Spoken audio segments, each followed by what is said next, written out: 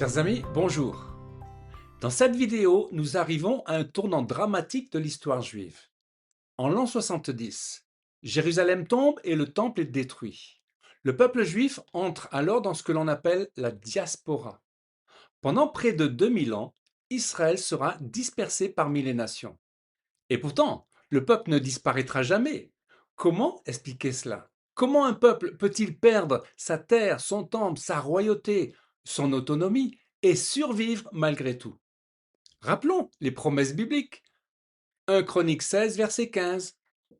Rappelez-vous à toujours son alliance, ses promesses pour 1000 générations, l'alliance qu'il a traitée avec Abraham et le serment qu'il a fait à Isaac. Il l'a érigé pour Jacob en loi, pour Israël en alliance éternelle. La grande catastrophe, l'an 70.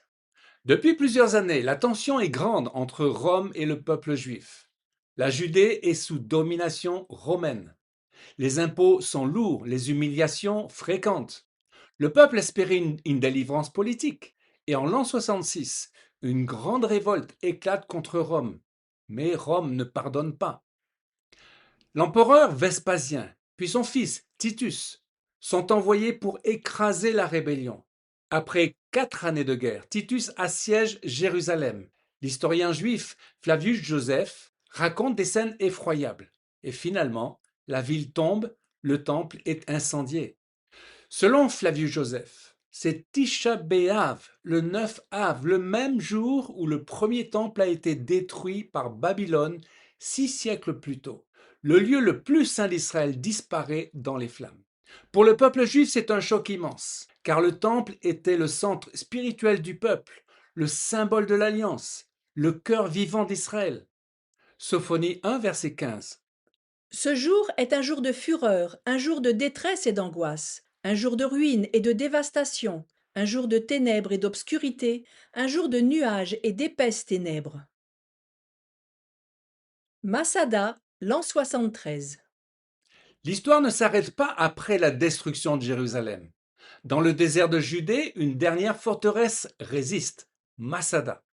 Des résistants juifs, les Sicaires, dirigés par Éléazar ben Yaïr, tiennent tête aux Romains plusieurs années. Rome construit alors une immense rampe d'assaut pour atteindre la forteresse, une rampe encore visible aujourd'hui. Les Romains finissent par prendre la place forte en 73. Et selon Joseph, les défenseurs ont choisi un suicide collectif plutôt que la reddition. Lorsque les soldats entrent dans Masada, ils découvrent un lieu silencieux. Les résistants ont préféré la mort à la capture. Masada devient alors, dans la mémoire juive, le symbole de la résistance et de l'honneur. Mais malgré cette résistance héroïque, la domination romaine est totale. La fin d'un monde. Après la destruction de Jérusalem, des dizaines de milliers de Juifs sont tués. Beaucoup sont vendus comme esclaves, tandis que des milliers d'autres fuient dans les nations. Une immense dispersion commence. Lévitique 26, verset 33. Je vous disperserai parmi les nations, et je tirerai l'épée après vous. Votre pays sera dévasté, et vos villes seront désertes. Il existait des communautés juives en dehors d'Israël avant 70, en Égypte, à Rome, en Babylonie, en Asie mineure. Mais après la destruction du temple, cette dispersion devient massive et surtout, le centre du peuple disparaît. Plus de temple, plus de sacrifices, de souveraineté, plus de royaume. Humainement parlant, Israël aurait dû disparaître de l'histoire. Beaucoup de peuples antiques ont disparu pour bien moins que cela. Mais Israël, lui, va survivre et c'est là que commence cette survie miraculeuse. Yavne, la reconstruction spirituelle. Pendant que Jérusalem brûle, des sages juifs comprennent qu'il faut reconstruire autrement. Un homme joue un rôle essentiel, Yochanan ben Zakkai. Selon la tradition, il obtient de l'empereur Vespasien l'autorisation de s'établir à Yavne en Israël avec ses disciples. Le judaïsme commence à se réorganiser là. C'est un bouleversement. Pendant des siècles, toute la vie spirituelle d'Israël tournait autour du temple. Mais désormais, le peuple va devoir apprendre à vivre autrement. La synagogue prend une place centrale. La prière remplace les sacrifices. L'étude de la Torah devient le cœur de la vie juive. Israël n'est plus attaché uniquement à un lieu. Le peuple peut désormais survivre même en exil, et cela va permettre sa préservation pendant près de 2000 ans. Alors, rejet d'Israël? Cette période pose une question profonde. Comment comprendre la destruction du temple et de Jérusalem?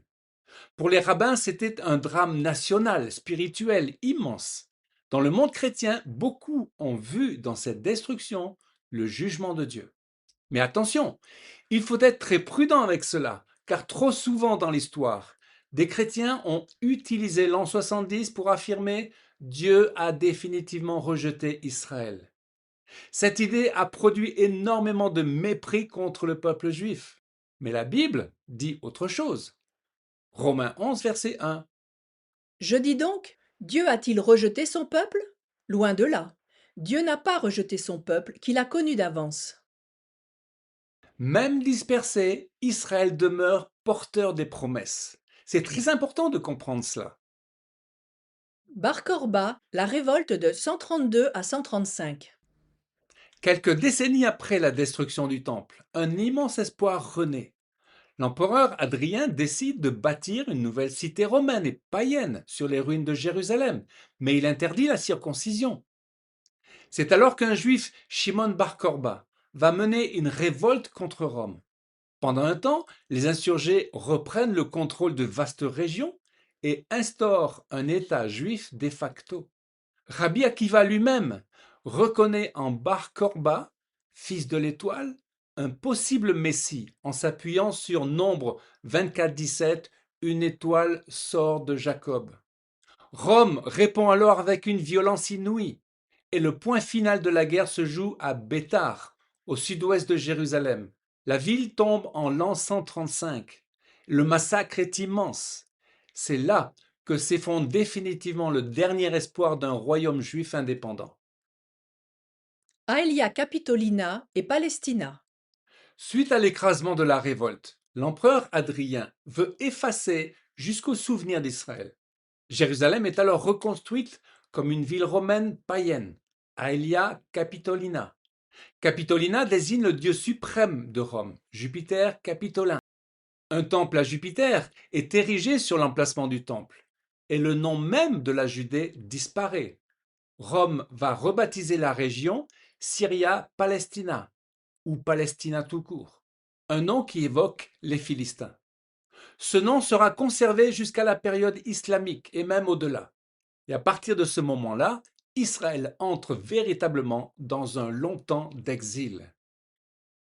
Le peuple ne disparaît pas.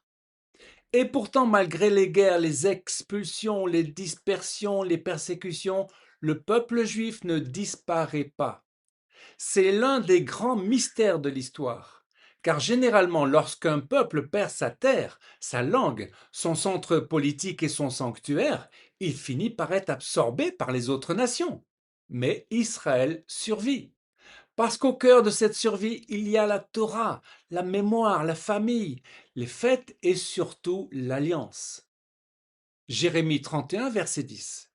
Nation, écoutez la parole de l'Éternel. Celui qui a dispersé Israël le rassemblera, et il le gardera comme le berger garde son troupeau.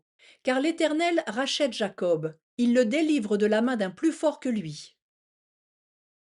La destruction du temple fut une catastrophe immense. Un monde s'est écroulé. Mais paradoxalement, c'est aussi à ce moment-là qu'Israël a appris à survivre sans temple, sans royaume, sans terre. Le peuple juif allait désormais traverser les siècles en étant dispersé et fragile, souvent rejeté, mais toujours vivant. Amen. Dans la prochaine vidéo, nous verrons comment le judaïsme va se reconstruire dans la diaspora et comment un peuple sans terre va réussir à rester vivant et uni pendant près de 2 millénaires.